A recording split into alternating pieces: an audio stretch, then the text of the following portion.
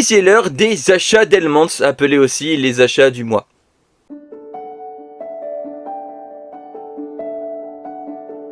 Graouh les gens, vous allez bien, c'est les Gauchis.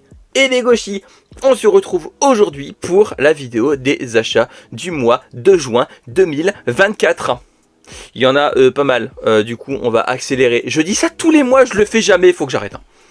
On va faire un autre rythme. On va faire ça comme ça. Du coup, j'ai posé les Gauchis, dites au revoir les Gauchis. Voilà.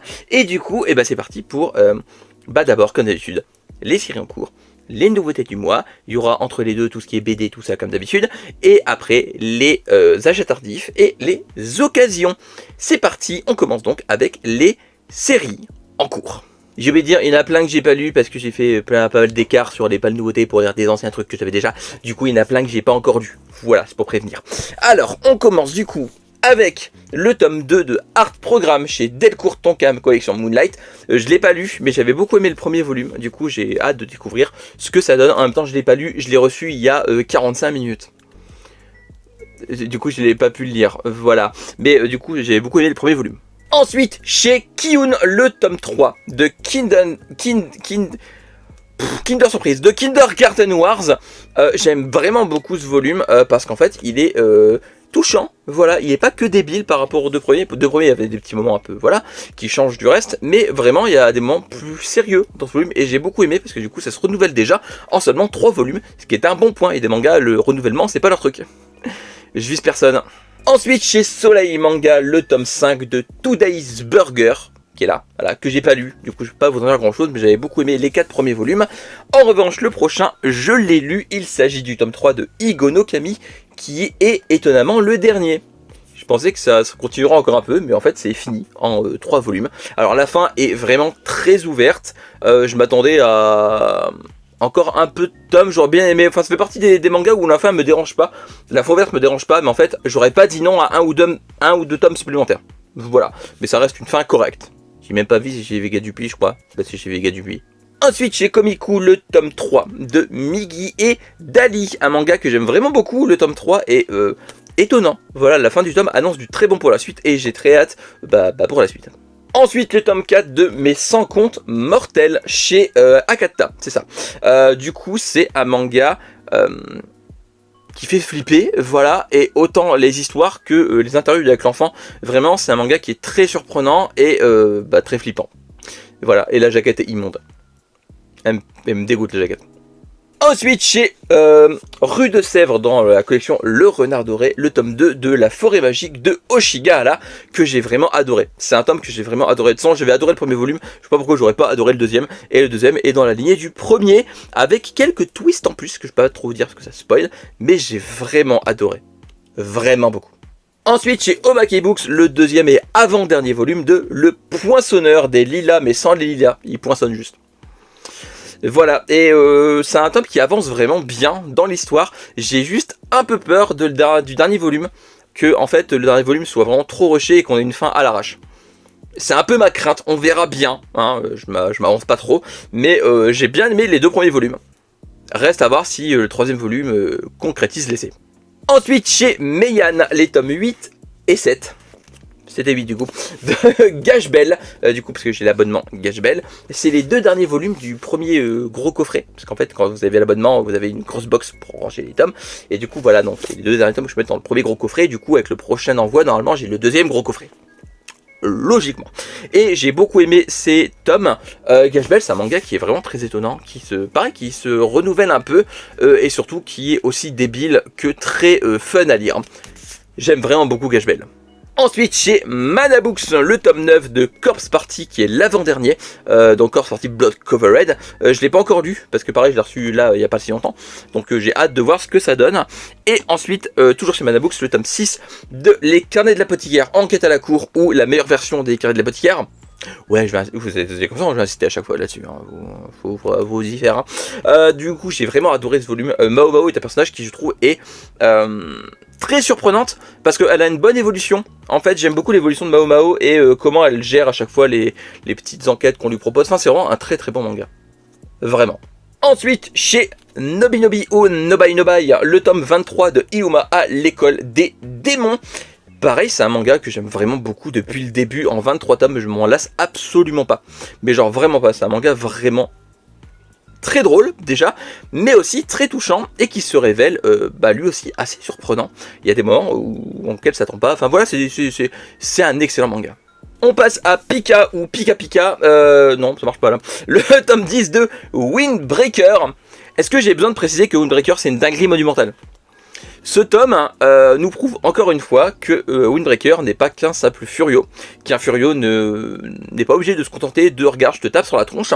Ça aborde des thèmes vraiment très intéressants, très actuels aussi. Windbreaker c'est vraiment le manga de baston du moment, vraiment. Toujours chez Pika, le tome 8 de Lethal Experiment, qui est le dernier. Alors j'ai beaucoup aimé le dernier volume de Lethal Experiment. Juste par contre, vraiment, c'est un enchaînement de retournements de situation. Ça donne un peu l'impression que je sais pas, il y a une impression peut-être d'un peu trop retournement de situation, mais j'ai vraiment beaucoup aimé. C'est une fin vraiment à la hauteur, vraiment. Pour moi, je le redis, mais en termes de thriller huis clos, Lethal Experiment, c'est sans aucun doute mon préféré, parce qu'en plus, il y a un vrai joli message derrière. Toujours chez Pika, le tome 8 de Gakyakuta. Gakyakuta, qui est un manga qui va dans tous les sens, dans le bon sens du terme. Vraiment, ça pète dans tous les sens et les combats sont incroyables. Et vraiment, vu la fin de ce volume, la suite s'annonce vraiment épique. Toujours chez Pika, le tome 5 de Yoku Oni. Alors, comment vous dire, déjà, la couverture est absolument sublime, hein. Ce tome m'a mis mal à l'aise, mais quand je vous dis mal à l'aise, j'étais pas bien. Il y a des pages où vraiment... non, j'étais pas bien. Il m'a vraiment mis extrêmement mal à l'aise. Et c'est incroyable. Vraiment, Yoku Oni fait partie des mangas qu'on en parle pas assez. Parce que c'est vraiment dingue. En plus, c'est fini dans pas longtemps. C'est fini en 9 tomes. Ouais, il reste 5... non. Oui, j'allais dire 5 volumes. Ouais, non, 5 plus 5, ça fait 10. Ça fait pas 9. Preuve du contraire. Du coup, j'aime beaucoup Yoku Oni. Lisez Yoku Oni, c'est incroyable. Ce tome, c'est le meilleur depuis le début. Et c'est un qui m'a plus perturbé. Ensuite, le tome 13 de Komi cherche ses mots, toujours chez Pika. Bon, c'est dans la lignée de Komi cherche ses mots. C'est à la fois très drôle et très touchant. Ce tome est plus touchant que drôle d'ailleurs. Bon, il est excessivement drôle. Mais il y a des passages vraiment touchants que j'ai vraiment adoré découvrir. Vraiment, Komi cherche ses mots, c'est un manga... c'est une pépite. Voilà, c'est vraiment une pépite. Alors là, on va enchaîner 3 tomes que j'ai pas lu, du coup on va aller un peu vite. Le tome 3 de True Hero, du coup que j'ai pas lu, mais j'avais beaucoup aimé les 2 premiers volumes qui étaient très prometteurs, hein. Voilà, et c'est fini en 4, donc il en reste un et c'est terminé. Ensuite, le tome 3 de Limite, que j'ai pas lu, j'avais fait une vidéo où j'en avais parlé, j'avais beaucoup aimé le premier volume et le deuxième également, même si je trouvais le deuxième un peu en dessous. On verra ce que vaut le 3e volume. Et enfin, le 3e volume de Nodame Cantabile dans sa magnifique réédition. Voilà, et j'ai vraiment hâte de le lire en écoutant de la musique classique. Bien évidemment, c'est le meilleur moyen de se mettre à fond dedans. Alors, l'assistant me dit vous dire, et puis il y a un nounours dessus. Voilà. Ensuite, on passe chez Glénat avec le tome 4 de After God, qui est le manga le plus sous-coté du moment, je pense. Avec plein d'autres que je vous parle très régulièrement, mais vraiment After God, c'est dingue. Lisez After God, que ce soit esthétiquement ou l'histoire qui avance. Lisez After God. After God, c'est une dinguerie monumentale. Toujours chez Glénat / Hachette Collection, les tomes 23 et 24, c'est ça, oui, de Dragon Ball. Donc c'est l'arc Cyborg qui commence, soit le meilleur arc de Dragon Ball, je ne veux rien savoir. L'instant me dit... pour dire qu'il reste 10 tomes et c'est fini. Dans cette game-là. Enfin, dans cette édition-là. Voilà. Du coup, Dragon Ball, c'est vraiment trop bien, vous le savez, je pense. Ensuite, on passe à Crunchyroll avec le tome 5 de Mariage Toxin, qui est vraiment très cool. Mariage Toxin, pareil, c'est incroyable, j'aime vraiment beaucoup ce manga. En plus, il y a une jaquette réversible, je savais même pas quand on l'a acheté, voilà, la jaquette elle est là, la deuxième jaquette. Mais je trouve celle-là plus jolie parce que plus colorée, je sais pas, elle m'attire plus celle-ci. Donc c'est vraiment un excellent manga. Toujours chez Crunchyroll, le tome 36 de Black Clover. Alors, moi je peux pas trop vous en dire parce que du coup je n'ai pas commencé Black Clover, j'en ai lu aucun. L'assistant a beaucoup aimé le tome 36 et il dit que ça sent qu'on est à la fin. Voilà, c'est l'arc final qui commence et ça se ressent beaucoup. Ensuite, toujours chez Crunchyroll, le tome 7 de Two-Face Tamon, qui est clairement l'un des meilleurs mangas dans son genre, j'ai pas d'autres mots. C'est juste vraiment très drôle, très touchant, avec des thèmes vraiment très intéressants. Non, Two-Face Tamon, c'est vraiment très cool. Ensuite, toujours chez Crunchyroll, alors je les ai pas lus parce que je les ai reçus du coup aussi il y a quelques minutes, hein, il y a 45 minutes également avec dans un carton, il y avait des mangas dedans et c'était dedans. Le tome 3 du coup de IQ et Kuroko's Basket.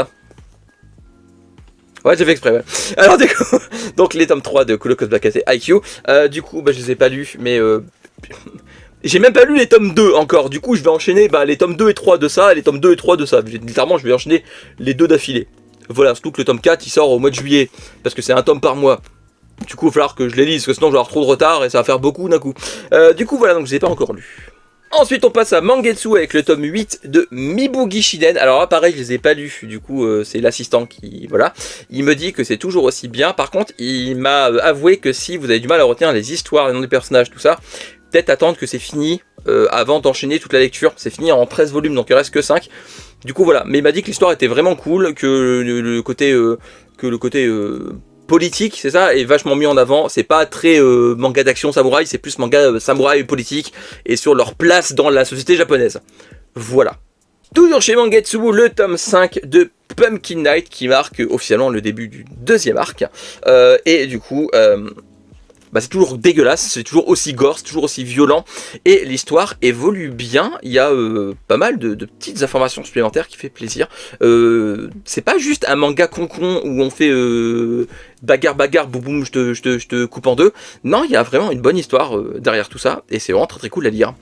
Ensuite, alors là je l'ai pas lu, du coup je peux pas vous en dire grand chose, le tome 8 de Ma Revenante, bien aimé, j'ai beaucoup aimé les 7 premiers volumes, du coup je pense que je vais également adorer ce volume 8. Ensuite chez Kurokawa, le tome 6 de Sinnoh Alice, qui est le dernier volume. Alors ça se sent que... comme le jeu ça a été un peu annulé, que c'est vraiment ultra rushé. De toute façon Sinnoh Alice c'est une licence maudite, le jeu mobile a été annulé, le manga ça se sent que ça a été ultra rushé à la fin. Tu sens qu'il manque un bout, je sais pas, il y a trop d'infos d'un coup, ça part dans tous les sens. C'est pas mauvais pour autant. Cela dit, la fin est cool. C'est juste que tu sens vraiment que il y aurait pu avoir des tomes en plus. Voilà. C'est un peu dommage. Ensuite, le tome 4 de Moi quand je me réincarne en Slime Trinité, qui rejoint du coup un événement majeur de la série principale, vu que ça se passe en parallèle. Et j'aime vraiment beaucoup. C'est un spin-off qui est très intéressant à lire, qui permet de voir un autre point de vue sur des événements majeurs, avec des nouveaux personnages, en plus qui sont pas dans la série de base. Non, c'est vraiment très très intéressant. J'aime vraiment beaucoup.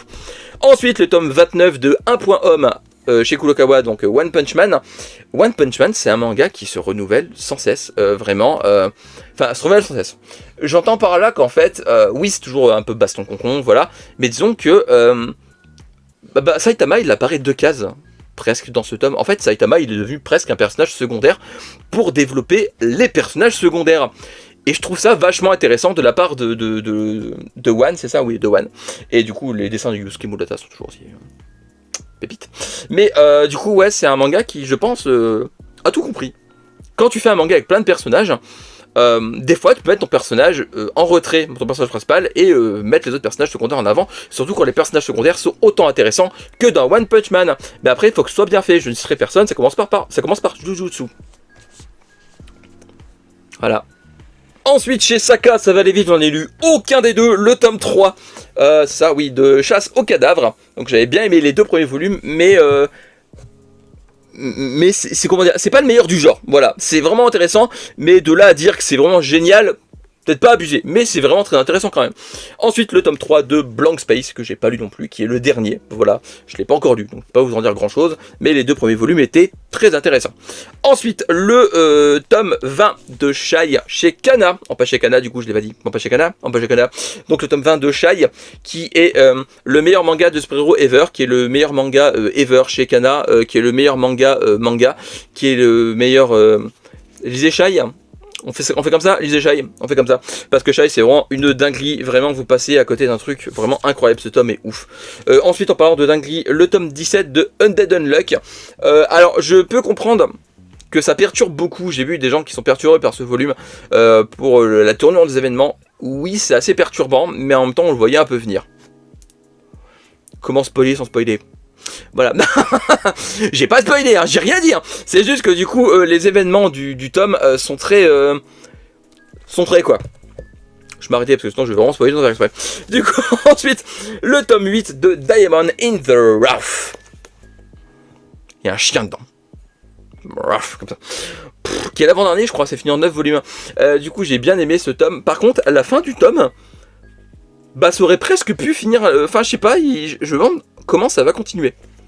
Voilà, j'ai hâte de voir comment va finir ce manga, que j'aime vraiment beaucoup. Ensuite, alors, le suivant, là, je l'ai pas lu. Il s'agit du tome 13 de The Elusive Samurai, que j'aime vraiment beaucoup. Voilà, j'aime vraiment beaucoup The Elusive Samurai. Je l'ai pas lu. Du coup, je vais pas vous dire grand chose, mais en tout cas, ça sent. J'ai l'impression qu'on arrive vers la fin. Au Japon, c'est encore en cours, mais j'ai l'impression qu'on s'en approche. Ensuite, le tome 20 et dernier volume de Boruto, de la partie Naruto Next Generation. Parce que du coup, il y a le tome 1 de Boruto To Blue Vortex qui sort au mois d'août. Voilà. Donc là, c'est l'édition collector avec la jaquette magnifique. Allez, celui-là, je l'aime vraiment beaucoup. Elle est dingue. Comment dire, Boruto c'est une suite incroyable, c'est une des meilleures suites d'un manga, c'est un manga de ouf, et regardez pas l'animé parce que sinon vous allez faire comme tout le monde et cracher sur le manga alors qu'il a rien demandé à personne, parce que le manga est juste dingue en fait, le manga est juste incroyable, ce tome est ouf, je pense que c'est le meilleur tome d'une fin de partie que j'ai lu, je compte pas JoJo's, elles sont indépendantes les unes des autres, soyons d'accord. Ensuite, chez Panini, le tome 5 de Vampire Knight, dans sa réédition absolument magnifique. Je l'ai lu il y a genre, avant de faire la vidéo. C'est incroyable. J'adore Vampire Knight, c'est ouf. Les événements, tu sens vraiment l'impression que le manga est coupé vraiment en deux parties. Parce que là, on a la moitié, c'est fini en 10 tomes, on est au tome 5. Dans ces éditions, j'entends bien. Et vraiment, j'ai vraiment l'impression que c'est vraiment découpé en deux arcs différents. J'adore, vraiment Vampire Knight, c'est incroyable. Un peu dans la même ambiance, le tome 3 de Host Club. Pas du tout. Du coup, Host Club, c'est débile, mais ce tome est très touchant, parce qu'en fait, on apprend beaucoup plus sur le background des personnages, sur leur passé, et je trouve ça vraiment cool, d'avoir un peu de passage moins comique, et un peu plus centré sur le passé des personnages, qui permet de les appréhender un peu d'une autre manière, et je trouve ça vraiment intéressant, mais genre vraiment, lisez Host Club, c'est vraiment trop bien, et en plus, c'est la fin, oui, je vérifie, j'ai rien oublié, c'est la fin des séries en cours, on va passer aux nouveautés du mois, c'est parti. Et j'ai changé d'avis, d'abord on va faire les BD, les romans, et ouais, alors du coup, la première BD c'est, il n'y a qu'une BD en fait, c'est Kaya, c'est ça. Alors je l'ai pas lu encore, mais j'aime bien le concept que des fois il faut s'arrêter de lire pour écouter une playlist avec un QR code qui est disponible au début du tome, juste là, vous l'aurez pas. Et du coup je l'ai pas encore lu, mais vraiment j'ai trop hâte de la lire parce que ça a l'air vraiment très intéressant. Ensuite il y a un petit Kodomo. Voilà, un livre jeunesse japonais pour ceux qui ne savent pas, donc c'est pour toute la vie et même après, aux éditions Milan, je sais pas comment on dit, mais en tout cas c'est vraiment trop mignon, ça se lit extrêmement vite, il n'y a pas beaucoup de texte à lire, et c'est vraiment excessivement mignon, mais genre vraiment trop mignon. Ensuite, hop, comme d'habitude, les romans de la collection RPA, donc le dieu Susanoo, la femme Saule Vert, juste ici, Sakata no Kintoki, juste là, et la demoiselle fantôme, juste ici, donc les 4 volumes qui sont sortis ce mois-ci de la collection RBA. Ensuite, un roman de Edgar Allan Poe, Un amour inhumain, qui est un recueil de nouvelles, si je dis pas de bêtises. Voilà, donc c'est de l'horreur érotique, et j'étais très curieux de lire ça, parce que ça a l'air vraiment très intéressant, je ne l'ai pas encore lu. Et pour finir, le magnifique roman The Book Jojo's Bizarre Adventure, que j'ai pas encore lu, honte à moi. Je vais le lire au mois de juillet, je vais vraiment faire une pause manga pour le lire, parce que vraiment, il faut vraiment que je le lise, parce que c'est JoJo's, voilà, et c'est magnifique. En plus, il y a un pop-up au début, qui est juste dingue. Alors, le chien qui fait le con à côté, vraiment, c'était pas prévu, je sais pas ce qui lui prend. J'ai fait ce que je peux avec ce truc là qui me sert de chien là. Je dis plus rien. On commence maintenant vraiment les nouveautés du mois avec 36 000 secondes in a day. Aucune chance que je dise le chiffre en anglais. Donc c'est le premier volume chez Vega Dupuis. Ça se moque un peu des codes des romances habituelles. Ça me fait beaucoup rire. J'aime vraiment beaucoup ce premier volume. C'est très prometteur. Ensuite, le one-shot chez Akata no Rendez-vous Gourmand, voilà, qui est un one-shot que j'aime vraiment beaucoup, qui se passe pendant la pandémie qu'on a tous connue et traversée. Et du coup, en plus, c'est porteur d'un beau message d'espoir, j'aime vraiment beaucoup. Voilà, donc c'est un shonen ai, Voilà. Et vraiment, c'est trop mignon. C'est vraiment excessivement mignon. Ensuite, chez Mana Books, le premier volume de Dark Souls Redemption. Alors, j'ai fait une vidéo dessus que je vous invite à aller voir pour plus de détails. Mais en tout cas, c'est un excellent premier volume. J'ai hâte de voir. C'est chez Mana Books, je sais même plus si je l'ai dit. J'ai hâte de voir comment ça va évoluer par la suite. Ensuite, chez Atrabilé, je sais pas comment on dit, je pense que c'est Atrabil.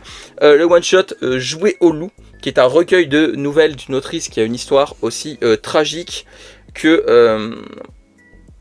passionnante à découvrir, parce que vraiment c'est une autrice qui a marqué son temps, et du coup Jouer au loup, c'est vraiment passionnant à lire. Les histoires courtes dedans sont vraiment très cool, et petit spoiler, c'est pas le seul manga qu'il y aura ici de l'autrice.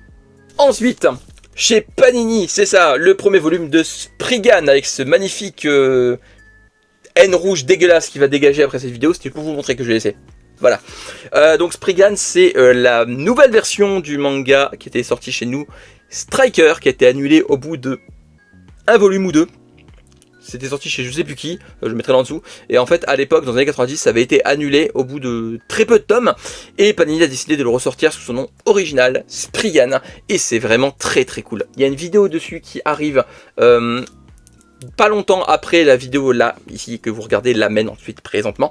Et vraiment, c'est vraiment incroyable. Ensuite, chez Crunchyroll, le premier volume en édition limitée de Jiangxi X. Voilà, donc dedans, il y a un pilote, enfin le chapitre pilote qui a donné le manga, ainsi qu'un ex libris. Et comment dire, j'aime beaucoup Naruto dans la culture chinoise.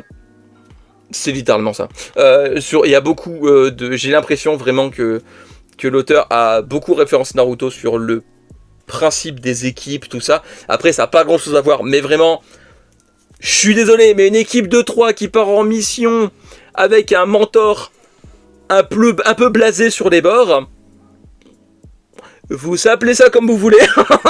Voilà.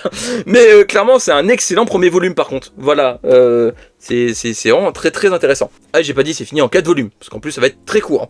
Ensuite, chez Cornelius, le premier volume de Akuma-kun, l'enfant qui parlait aux démons, donc de Shigeru Mizuki. Et vraiment, j'ai adoré ce premier volume. Ça m'a donné envie de lire un autre manga de l'auteur. C'est marrant, il arrive plus tard dans la vidéo. Mais du coup, voilà, Akuma-kun, c'est vraiment très bien. C'est de l'humour un peu noir, un peu, comment dire, c'est sombre mais drôle à la fois. C'est un peu un mélange de deux ambiances différentes et ça fonctionne très bien. De toute façon, Shigeru Mizuki, ce genre d'ambiance, c'est un peu sa spécialité. Ensuite, le premier volume de Futaro, journal d'un réformé, qui parle d'un homme à la fin de la Seconde Guerre mondiale, qui n'est pas encore terminée, qui n'a pas pu aller à la guerre parce qu'il est réformé, voilà.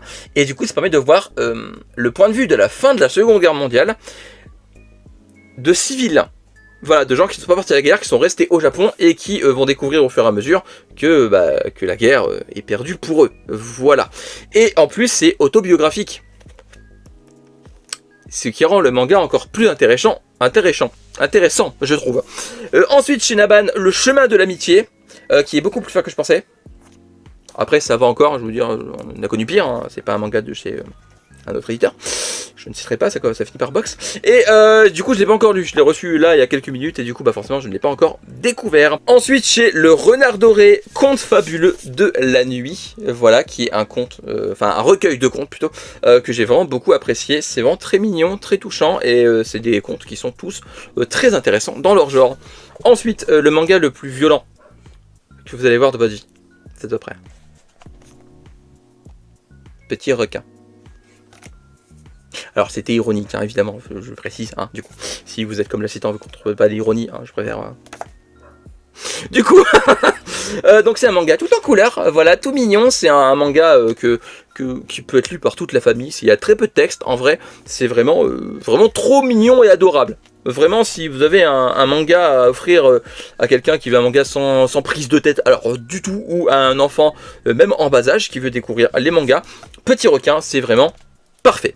Ensuite, chez Omake Books, le premier volume de Tokyo Survivors, qui parle lui aussi de la pandémie mondiale, mais d'une autre manière, très SF, du coup, parce que c'est des jeunes qui se retrouvent dans une ville déserte. ils sont tout seuls. Et du coup, ils se retrouvent un peu livrés à eux-mêmes et je trouve ça très intéressant et c'est très prometteur. Voilà. Ensuite, les 2 premiers volumes de La Lame du Samouraï. Toujours chez Omake Books, donc ça en finit en 5, donc il reste déjà que 3. Et j'ai vraiment adoré, c'est un manga de samouraï qui est vraiment très prenant. Vraiment, j'ai vraiment adoré ce volume. Ensuite, le premier volume de Tsubaki. Voilà, toujours chez Omake Books, donc c'est fini en 3 volumes lui. Donc c'est un manga qui parle d'un je sais plus les noms des... Un Matagi, voilà, donc les Matagi, c'est des... En gros, elles protègent la montagne, et il y a les chasseurs, tout ça, et en fait, c'est plein de petites histoires autour d'un même personnage qui revient, qui est Tsubaki, et c'est très intéressant. C'est très dur à décrire, j'ai un peu de mal, j'ai l'impression de le décrire, mais parce que c'est très dur à décrire, mais en tout cas, c'est vraiment très très prometteur. Ensuite, le premier volume de Dragon Quest, The Adventure of Dai, The Hero Avan and the Dark Lord of Hellfire, on va dire The Adventure of Avan, ça va être plus simple. Dragon Quest, The Adventure of Avan. Donc c'est le premier volume chez Delcourt Tonkam. Et alors j'ai bien aimé ce premier volume qui est un bon complément à The Adventure of Dai parce que c'est une préquelle et du coup ça permet d'aborder le personnage de Avan et de ce qui s'est passé bien avant The Adventure of Dai. Par contre ce qui me perturbe c'est que c'est pas le même dessinateur du tout et du coup les dessins sont très différents. Mais genre très différents. Même en termes de mise en scène ça a un peu rien à voir avec Dai. Du coup j'aime beaucoup mais c'est vrai que quand c'est un peu perturbant. Voilà. Ensuite, les 2 volumes finis de Alice in Kyoto Forest chez Delcourt Tonkam, toujours collection Moonlight. C'est une sorte de relecture d'Alice au Pays des Merveilles. J'ai vraiment adoré. J'ai fait une vidéo dessus d'ailleurs et je vous invite vraiment à aller la découvrir parce que c'est vraiment un excellent manga. Ensuite, chez Pika, dans la gamme Pika graphique, Rude Boy. Voilà, donc c'est dessiné par Jiro Taniguchi et scénarisé par Caribou Marley, qui est en gros le scénariste de Old Boy, mais sous un autre nom. Voilà. Et c'était sympathique. Je vais pas dire que j'ai eu un gros coup de cœur. C'était vraiment un manga. J'ai bien aimé. Franchement, j'ai beaucoup aimé le one shot. Mais c'est pas un coup de cœur non plus. Voilà. Par contre, alors, les dessins de Jiro Taniguchi, ils sont beaux. Voilà.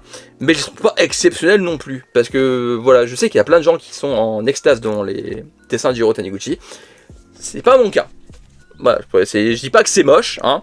C'est beau, c'est même très beau, mais je ne les trouve pas exceptionnels. Et voilà, là c'est le moment où je vais peut-être taper par tout le monde. Du coup, ensuite chez Nobinobi, le one shot Fortune Forever, donc alerte rouge quoi. Du coup bah c'est une sorte de manga spin-off au film Pixar Alerte rouge. Alors si vous n'avez pas aimé Alerte rouge, si vous n'avez pas vu Alerte rouge, vous n'avez pas aimé Fortune Forever, qui est vraiment un complément pour les fans. Ça apporte pas grand chose au film. Ça apporte rien au film même, mais c'est sympathique à lire. Voilà.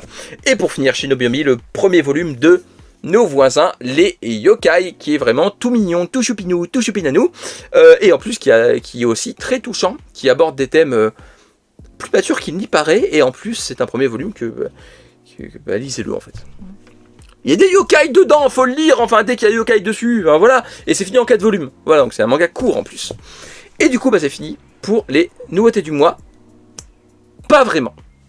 En réalité, il en reste un. C'est une nouveauté du mois un peu spéciale, parce qu'en fait, c'est une nouveauté du mois en avant-première.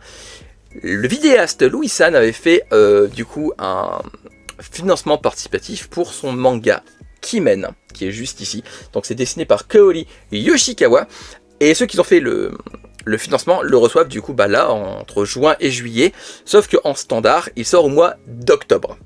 C'est pour ça que je dis c'est une nouveauté un peu spéciale, parce que si vous n'avez pas fait le financement, vous ne pourrez pas le trouver pour l'instant en magasin. En sachant que y avait plusieurs packs, moi j'ai pris un pack avec des goodies, j'ai fait un TikTok dessus et un réel sur Instagram si vous voulez voir le contenu du pack que j'ai pris moi personnellement. Et en plus il y a une couverture du coup qui est inédite à ceux qui ont fait exclusif plutôt, à ceux qui ont fait le financement. Donc la standard n'aura pas cette couverture-ci. Voilà, et c'est vraiment très sympa, j'ai vraiment adoré ce premier volume. Je pense qu'il y a une vidéo qui arrive dessus assez rapidement.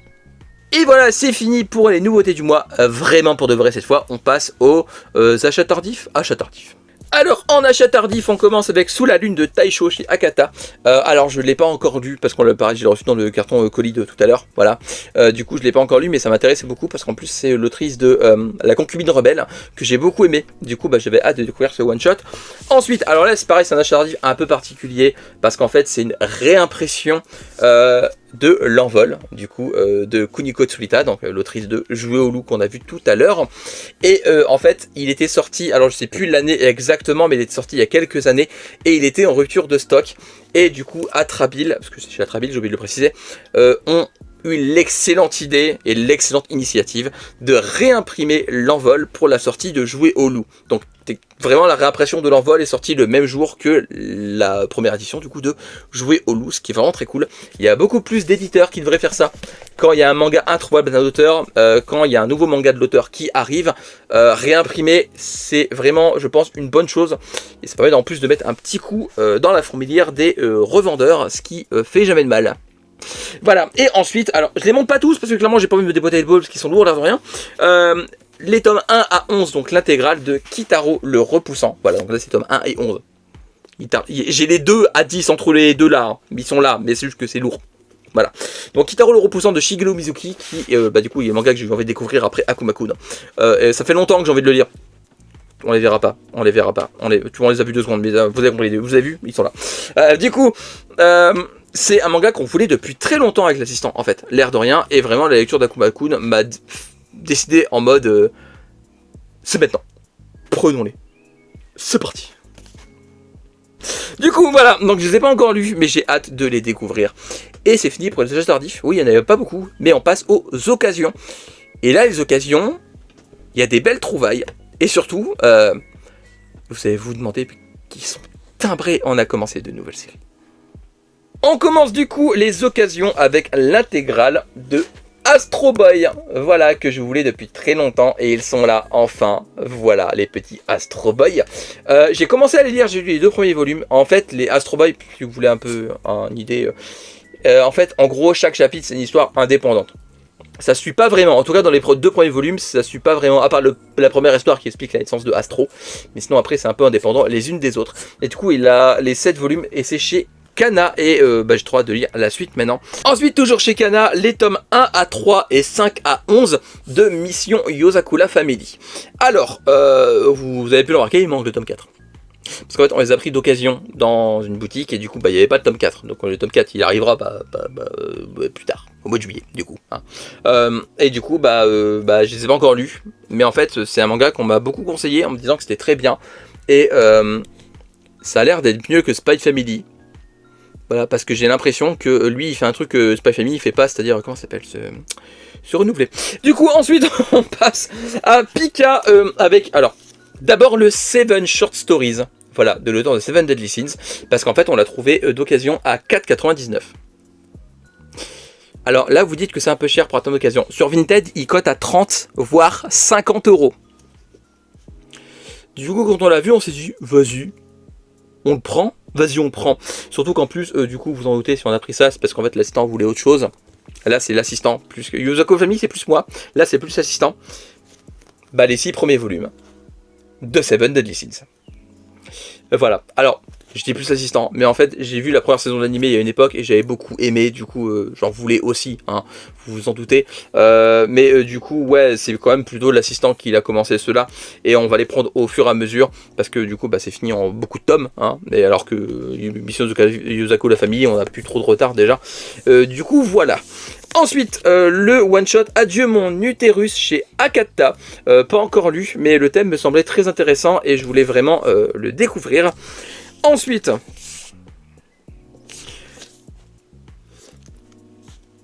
le manga Frankenstein de Junji Ito. Le mec il a emballé, il a acheté un manga, il dit tiens, on en a acheté ça.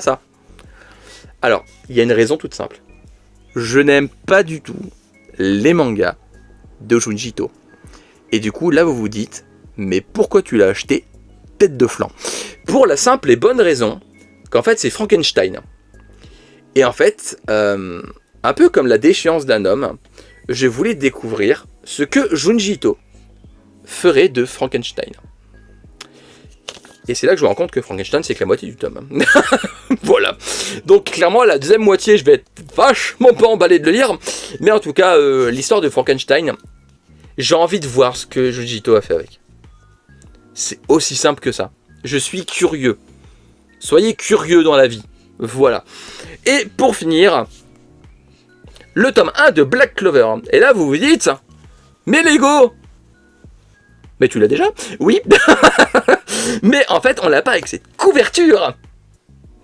Du coup, l'assistant, il voulait vraiment acheter la couverture cette édition parce qu'elle est dure à trouver et on l'a trouvée à un prix dérisoire, je crois que c'était 2,99. Du coup, voilà, il voulait absolument la couverture alternative du tome 1. Du coup, on l'a acheté juste pour ça. Je vais pas lui jeter la pierre. JoJo's, j'ai fait pareil avec JoJo Land et la couverture Fnac qui est juste là. Voilà, du coup, bah, on a acheté le tome 1 pour avoir la couverture alternative. C'est aussi simple que ça. Voilà, et bah c'est fini, du coup, pour les achats du mois de juin. J'espère que la vidéo, elle vous aura plu beaucoup. Le chien est pressé que j'arrête, je crois. Il est où ta vidéo, tu me saoules. Dites-moi en commentaire s'il y a des mangas que vous avez achetés, si on a des mangas en commun, s'il y a des mangas genre, dites-moi votre avis sur Seven Deadly Sins, sur Mission Usokawa Family. Je sais que les gens sont assez mitigés sur Seven Deadly Sins, c'est on aime ou on n'aime pas, il n'y a pas d'entre-deux. Mission Usokawa Family, j'ai l'impression que c'est un peu la même chose aussi. Astro Boy, si vous aimez pas, attention, hein. Du coup, dites-moi ça en commentaire. Et puis, comme d'habitude, n'hésitez pas à me suivre sur mes réseaux sociaux en barre d'infos descriptif, juste en dessous du même que le lien de parrainage Beyond Nox, j'allais dire. Beyond Meat. Le lien Beyond Meat en commentaire. En description. Oh là là, voilà le lien Beyond Meat est en description pour le parrainage ou le marrainage si vous voulez. Et puis, likez, partagez, abonnez-vous et activez la cloche pour ne rien rater. Parce que si vous ratez des trucs, et bah c'est pas gentil. Lisez des mangas, regardez des animés, jouez à des jeux vidéo, mangez des pommes parce que c'est très bon les pommes. On se retrouve bientôt pour de nouvelles vidéos. D'ici là, prenez soin de vous, portez-vous bien. Je vous ferai des graou, potentiellement je vous ferai des graou les gens. À la prochaine. Bye bye. Tchou. Et tchou tchou.